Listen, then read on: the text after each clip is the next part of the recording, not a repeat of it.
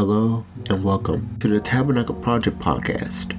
And today we have Chris and my brother Jeremiah on the mic. Today we talk about Isaiah 19 and we dive into what might happen in our near future, the end of the 400 years. Enjoy. Allow me to read Isaiah 19 verse 1 to 4. The bird of Egypt, behold, the Lord rideth upon a swift cloud, and shall come into Egypt, and the idols of Egypt shall be moved at his presence. And the heart of Egypt shall melt in the midst of it, and I will set the Egyptians against the Egyptians, and they shall fight every one against his brother, and every one against his neighbor, city against city, and kingdom against kingdom. And the spirit of Egypt shall fail in the midst thereof, and I will destroy the counsel thereof. And they shall seek to the idols, and to the charmers, and to them that have familiar spirits, and to the wizards. And the Egyptian will I give over into the hand of a cruel lord, and a fierce king shall rule over them, saith the Lord of hosts. Okay, so the reason why I read that couple of verses because we're in America and a lot of stuff is messing up, you know, like our leader, our commander-in-chief, he's doing a real good job in office, don't y'all think? Trump? Donald Trump? Yeah, man. Oh yeah. Our celebrity-in-chief, you know you call him celebrity-in-chief, right? Oh yeah, I forgot he was celebrity-in-chief. Yeah, he had a show and he was firing people. Yeah, he's celebrity first, man. He's very entertaining. It is. Donald Trump. He's my co-host, Chris Smalls, and Oh yeah. What's going on, guys? Yeah, Chris. Okay, it's good being on the podcast again. Yeah, Chris here and my brother Jeremiah right here. Howdy. You just wave to a microphone, bro. Okay. Anyways, okay, so. The first question I want to ask for you guys. So, when do you guys think that people will start figuring out all of this that's going on is bigger than themselves? You see certain things like, the snowing in the Sahara, and like you be seeing like certain droughts and certain floods be kind of like weird almost, Mm-hmm. And right. And like you be seeing like how the government is running, and you be seeing a lot of the small governments as well, and like it's going to a downward spiral. Well, this is Jeremiah, and I think that it's going to hit them when stuff starts to affect their life, their lifestyle. I think they're going to start to realize that they need to search for a remedy, something that's they're going to start searching for something, and because they're going to realize that their life is starting to it's like bad things start to happen to them. And I think that once it starts affecting them and their family, I think they're gonna realize that, all right, I need to find God. I need to find the truth, because obviously the life that I've been living has been terrible. Since now it's just bad things are happening. So. Yeah, I agree. What you think, Chris? What you think? Before I say my speech. I think well, first off, can you guys hear me all right? Yeah, I can hear you. Yeah, good. You good. I think it's when having this discussion, I think it's important to say that when the spirit, when we talk about things like this, we have to understand that that of course there's a physical and there's a spiritual, and it's kind of parallel with each other. So anything that happens on one side, it has to happen. It affects the other side as well. It has a different connotation on each side. Mm-hmm. With this, like even reading this, you gotta understand that the spirit, it just moves.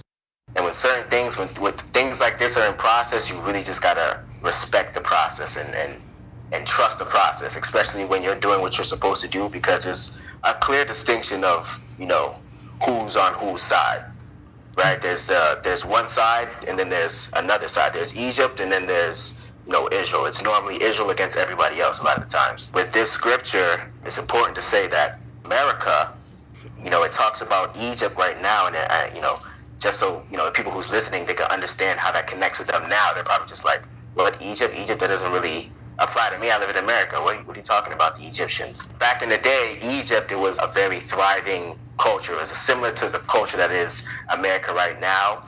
The leading country in the world, that was Egypt back in the day. And that same, that whole scenario, you had the God of Israel and, the Israelites, obviously, that was enslaved inside of Egypt. And the God of Israel taking them out, using Egypt, initially, because, the reason why we were enslaved in the first place is because as Israelites, we were doing what we were supposed to do. And so the Egyptians were used to enslave us, to punish us. And, after a time, we called out to our God, and, the God of Israel came and he saved us from those people, right? And he also destroyed those people as well and solidified us somewhere else. He took us out. It says in the scriptures, it says, redeem Israel.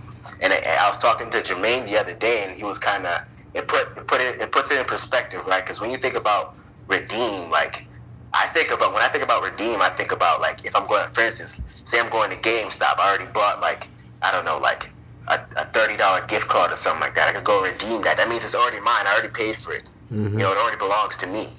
So I'm just going and getting it. You know what I mean? So you're redeeming Israel, redeem Israel.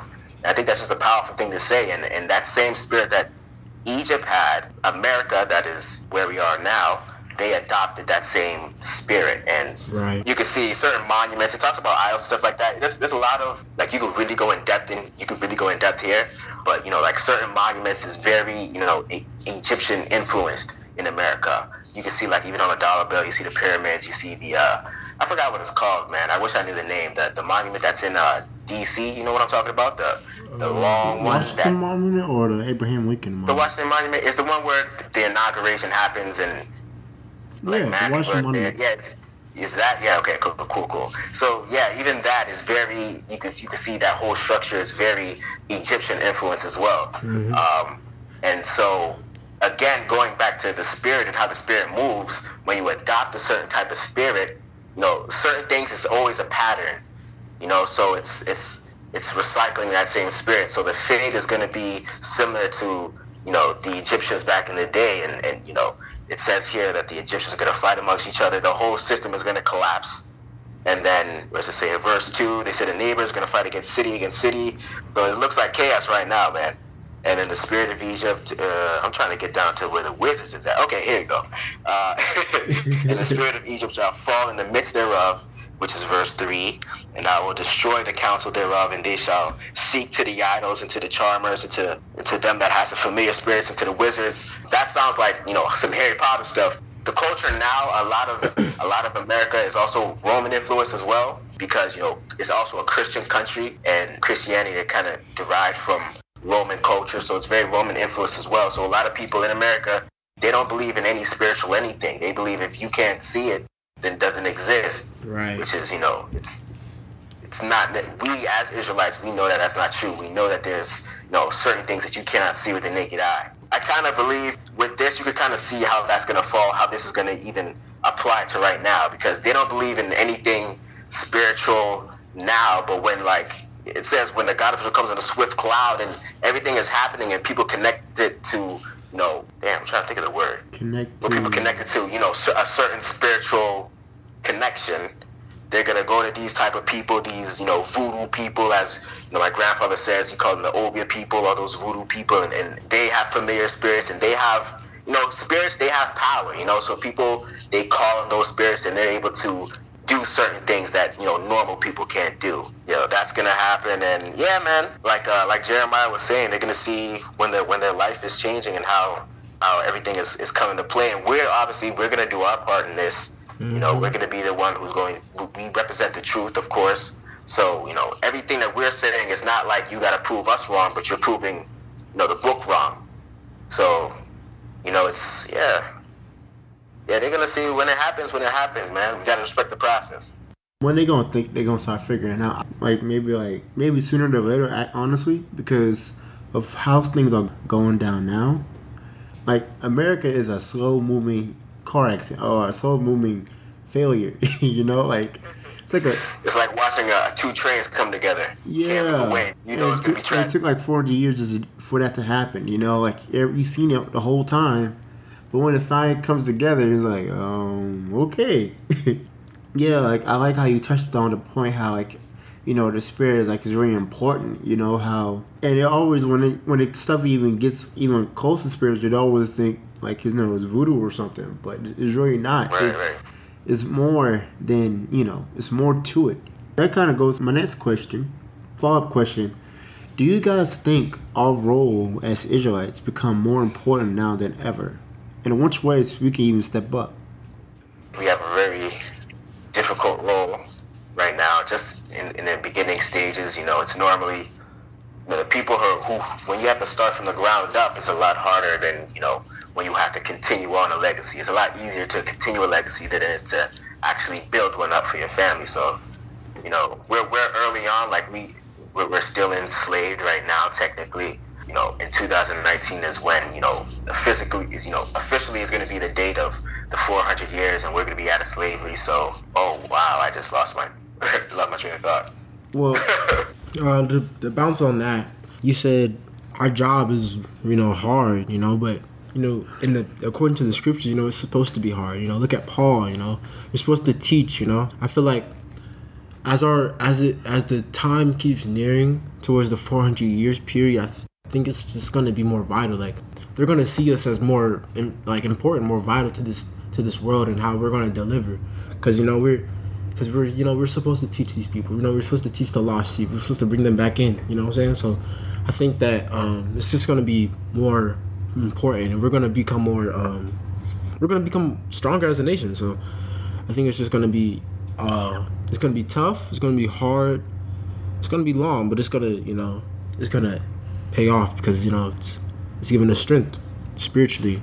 Yeah, man, I agree. If you read Proverbs, like the whole Proverbs is not a long book, but if you read Proverbs, if you're an Israelite and you want to know how to move while you're inside the nation, it's very important for you to read Proverbs because it talks about not just the laws or the commandments. It doesn't talk about that in Proverbs, but it talks about the kind of character that you need to have in order for you to be a good and righteous Israelite. And in there, it talks about a specific verse. I can't remember what it was. I gotta read it, but it talks about the certain qualities that's good in an Israelite, and it talks about long suffering is in there as well.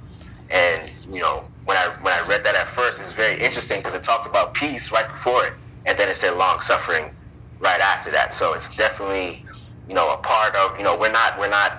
I think it's important to understand that we're a part of a in ourselves. We're part of an army. We're part of a royal priesthood, like it says in it's in Romans, I think. But we're a royal priesthood. It's a big responsibility.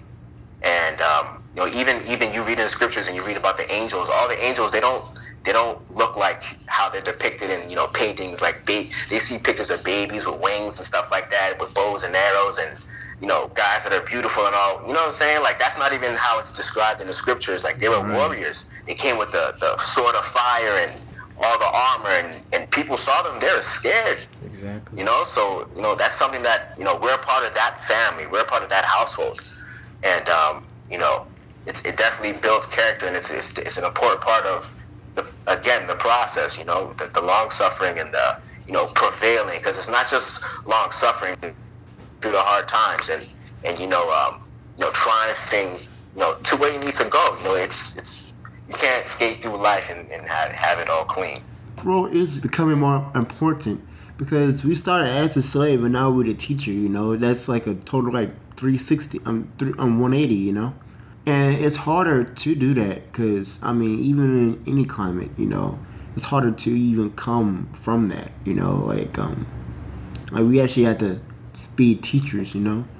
Also, I think one of the most important things that is kind of crazy how we just rally. You need to rally together now more than ever.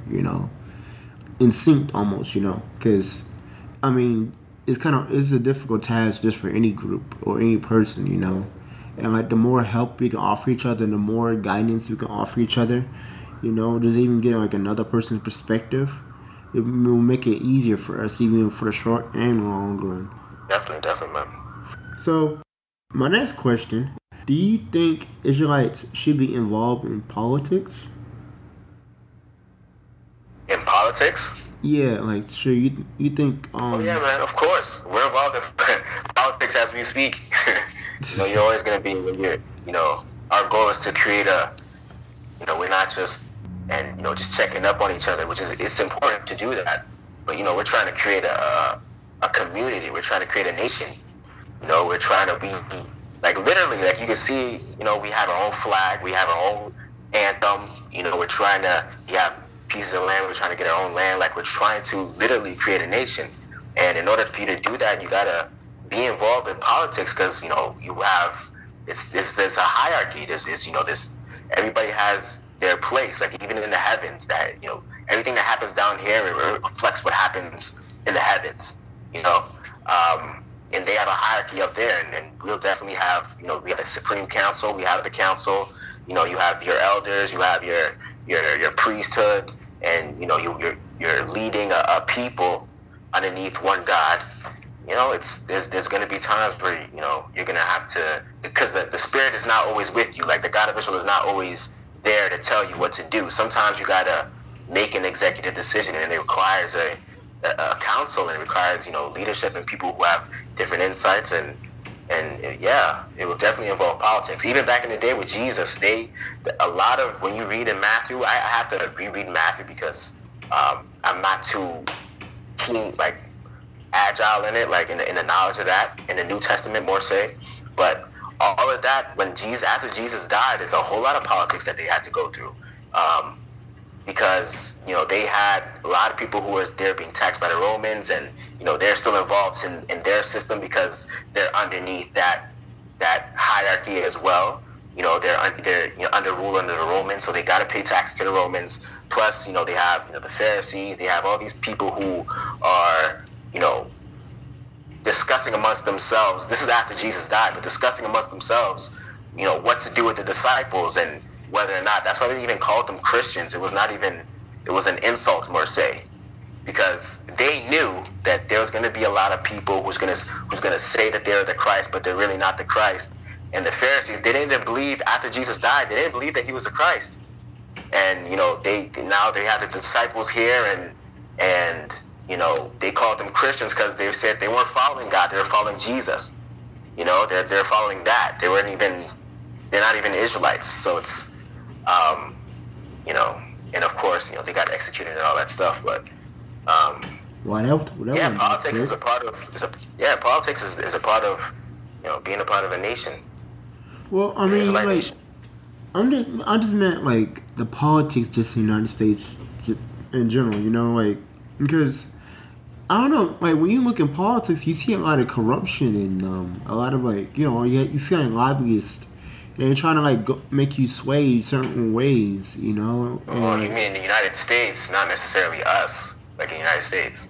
Well, yeah, I'm just saying, like, if we get involved in politics here, like, say if I ran for president or something, I mean, it's kind of hard to like do certain things because with resources, there's always like a tug of war. Which programs you should like open up or close, or which group of people needs more money here, or what foundation needs more money here, what do we have to do with the cop situation, and you gotta be able to be PC about everybody, like it's really difficult, and like it's difficult because we don't necessarily, we know what's gonna happen, we know that we're gonna come out on top, but we don't know what exactly is gonna happen point by point. We just know ultimately we're gonna be the one who's gonna end up on top, and it's like even with the government system here that they have in America, we know from reading just the scripture that we read, we know it's going to crumble, right?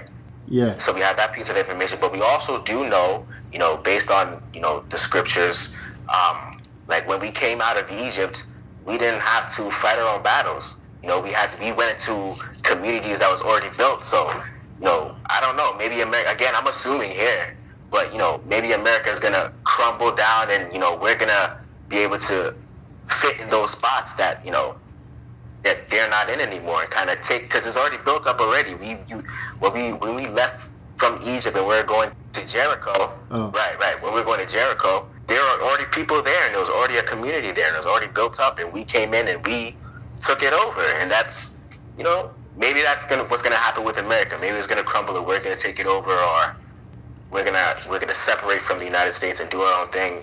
I don't really know how it's gonna go, but if I was gonna say anything, I'll say that it's gonna take a very long time for us to get to that point. 400 years is a long time. It's gonna take. Most likely, it's a hard truth, but we're probably gonna work and we're not gonna see the fruit of our labor. It's probably we're gonna be working for the next generation. So that's probably gonna involve us. That's probably gonna require us to get involved into politics and build our own communities in America and kind of strengthen ourselves, because I feel like that's very important for us, especially as Black people in America, for us to focus on ourselves, not necessarily trying to be a part of anything else or the protests, want to be included in all of that. I don't really necessarily believe that's gonna even work, or we shouldn't even do that.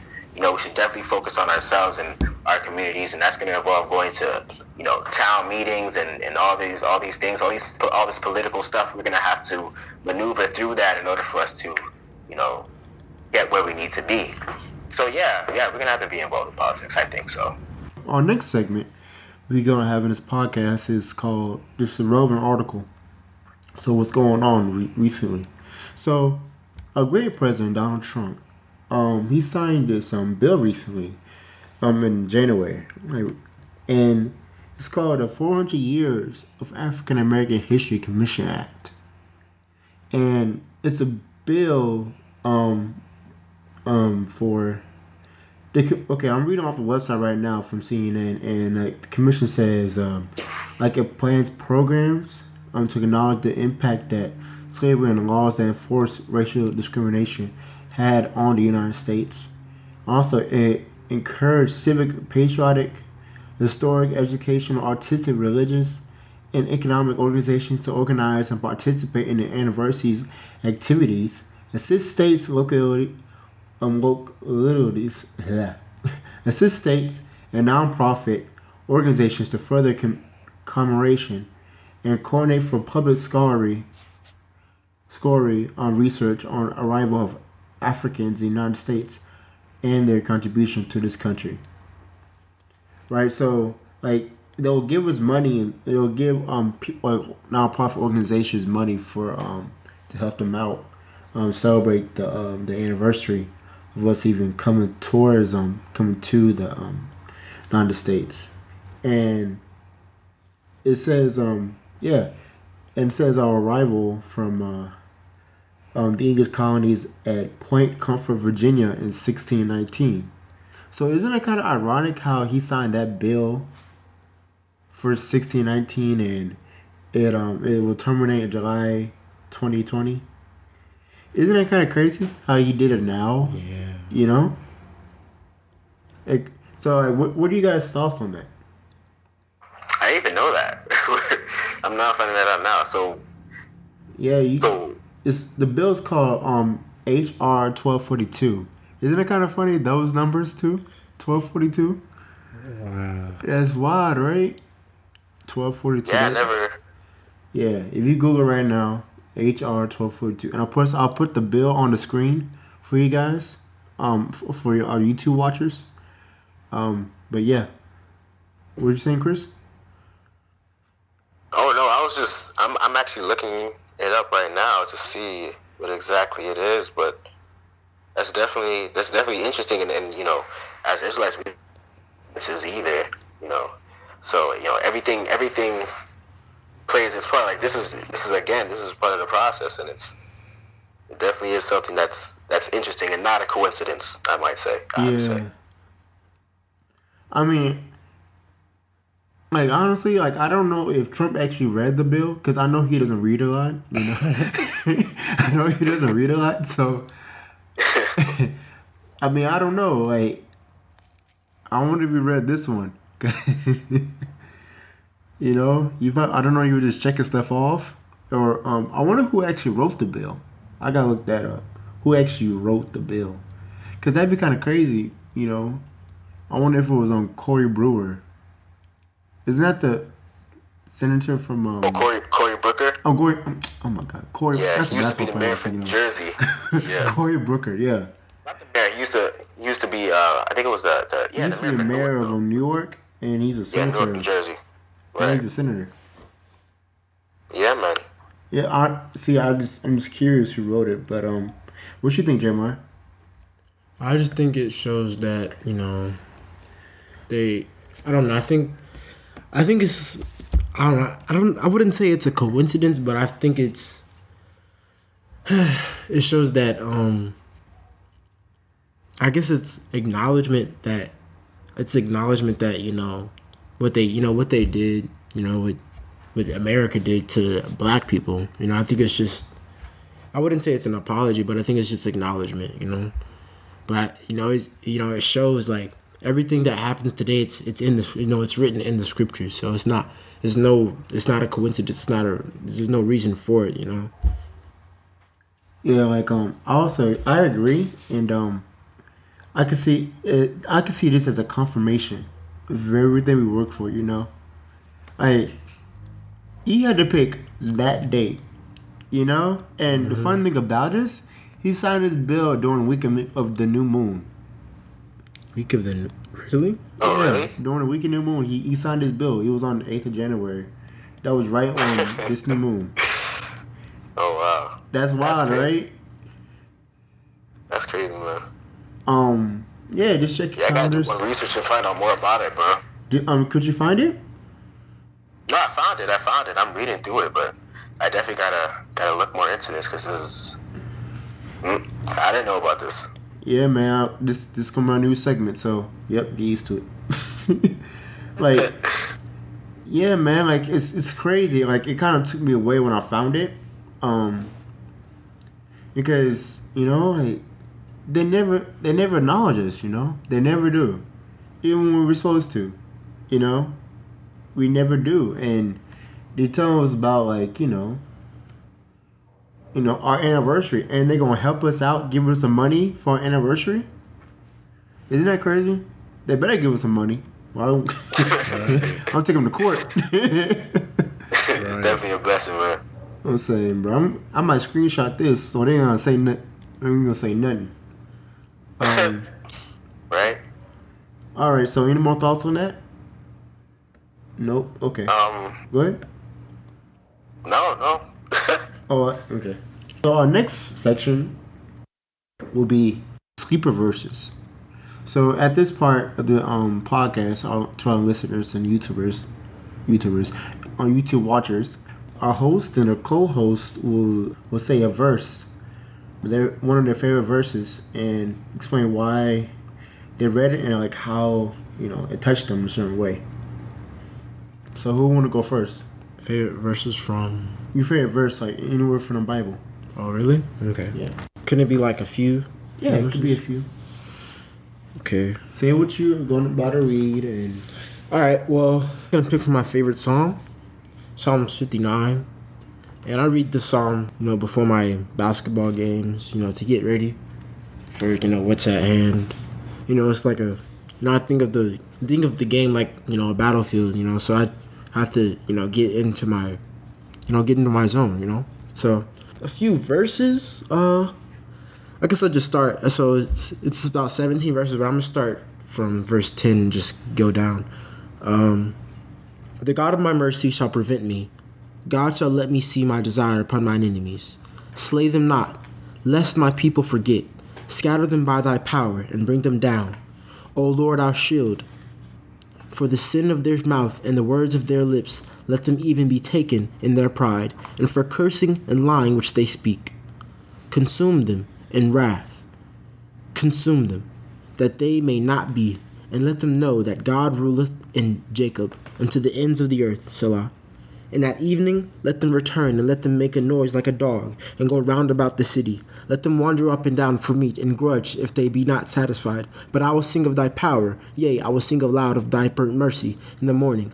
For thou hast been my defense and refuge in the day of my trouble. Unto thee, O my strength, will I sing, for God is my defense, and the God of my mercy. Selah and Selah.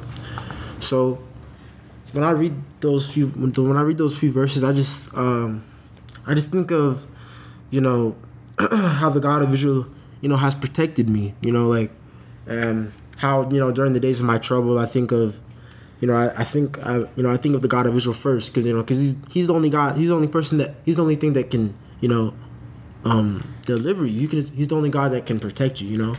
And on one of the verses it says, but I will sing of thy power, yea, I will sing aloud of thy mercy in the morning. So that I can really relate to that, because in the morning, the first thing I do when I wake up, I do the pledge. I pray, I do the Israelite creed. So I think of that, and that's every single day. So that's not even in the day of my trouble. So even if I'm having a bad day, I still recognize the God. I still pray to the God of Israel. So I just really like that song, and it really gets me into my zone for basketball. That's great. That's a great choice. Oh, what was it again? Psalms 59. Psalms 59, 10 to 17. Alright, that's cool. Okay. Chris, do you got one? Yeah. I have to make a correction, because earlier I said Proverbs, and I didn't mean Proverbs. I meant Galatians. And yeah, I figured I should read the scripture that has the long suffering in it. So it's Galatians chapter 5, and it's verse 22. And it talks about the fruit of the Spirit. So basically, when you think of a fruit, you think of something that comes from something that's healthy, and a fruit is good for you. And when a fruit comes of something, it's of something good. So the fruit of the Spirit is love, joy, peace, long-suffering, gentleness, goodness, faith, meekness, temperance. Against such there is no law. And they that are Christ have crucified the flesh with the affections and lusts. If we live in the Spirit, let us also walk in the Spirit. Let us not be desirous of vainglory, provoking one another, envying one another. So I like this one because it talks about the type of characters you're supposed to have as an Israelite, and the type of because I don't know how in depth I should go in here, because I gotta consider the people that's listening. It's not I don't want to give them too much, because I don't want to have to explain that, because there's so much richness in our culture. And is a part of the process in learning our culture is time. Is you got to put a lot of time aside for you to read and understand and develop that knowledge. Right.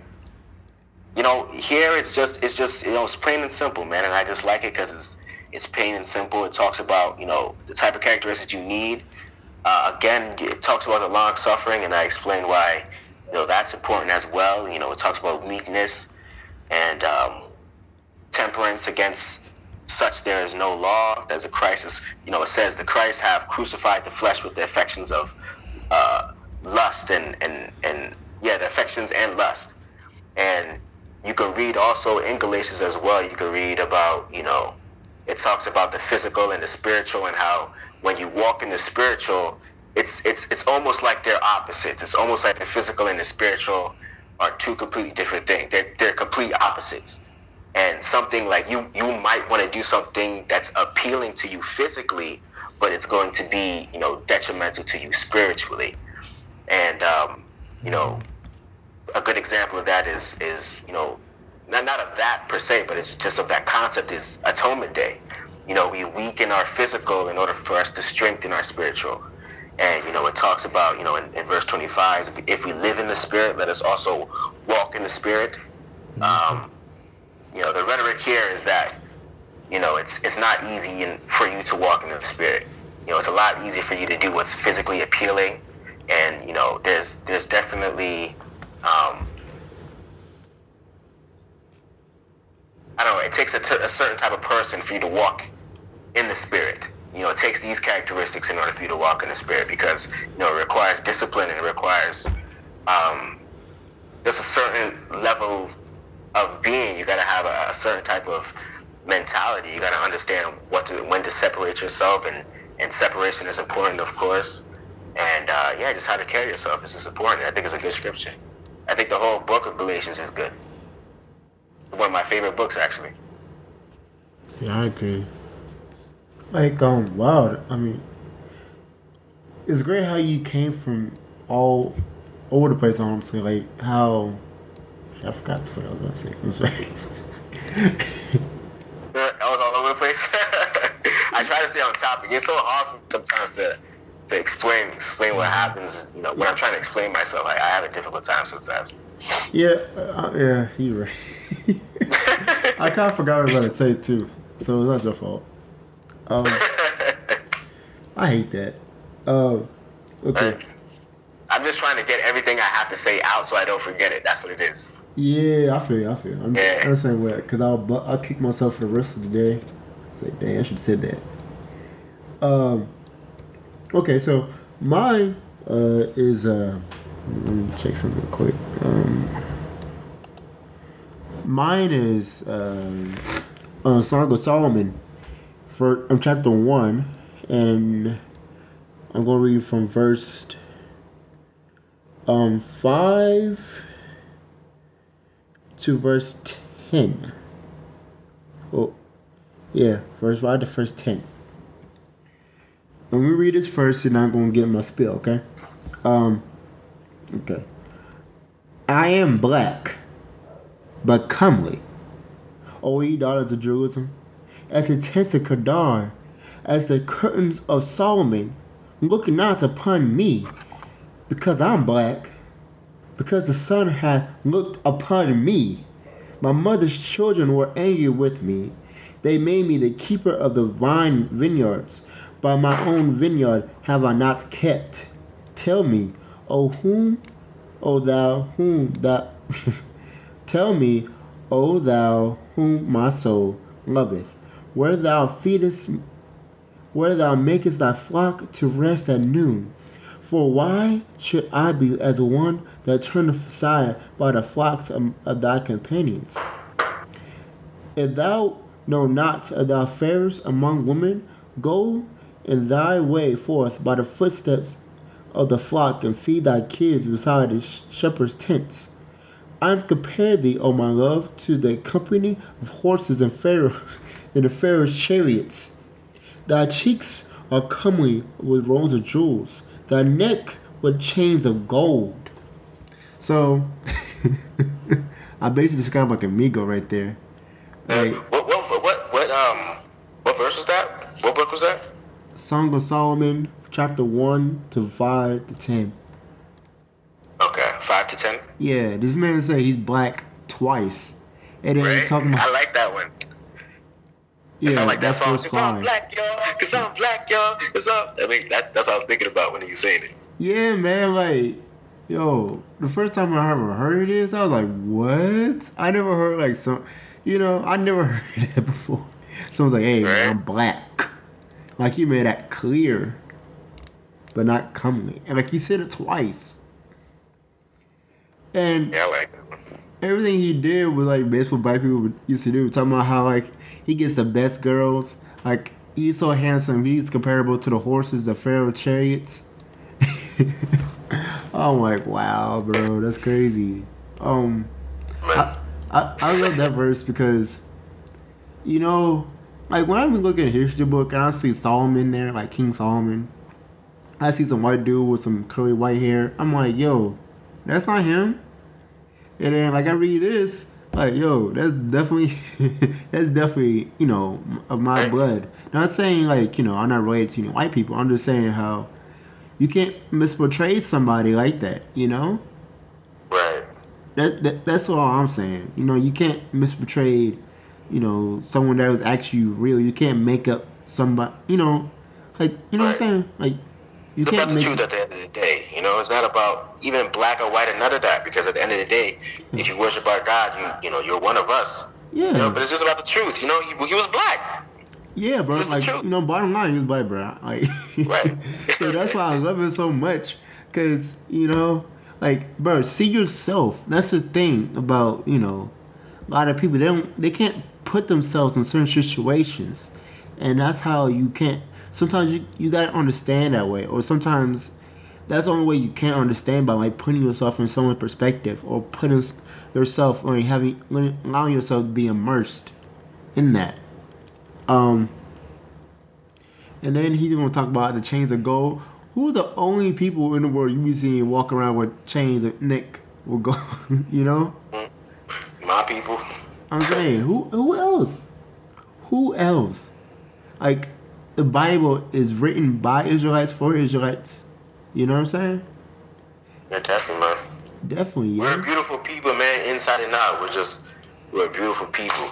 I'm glad I'm black, man. Me too, man, I can be, you know? I'm black in my I proud. can't be nothing else. You got anything else to add, Jeremiah? Nah.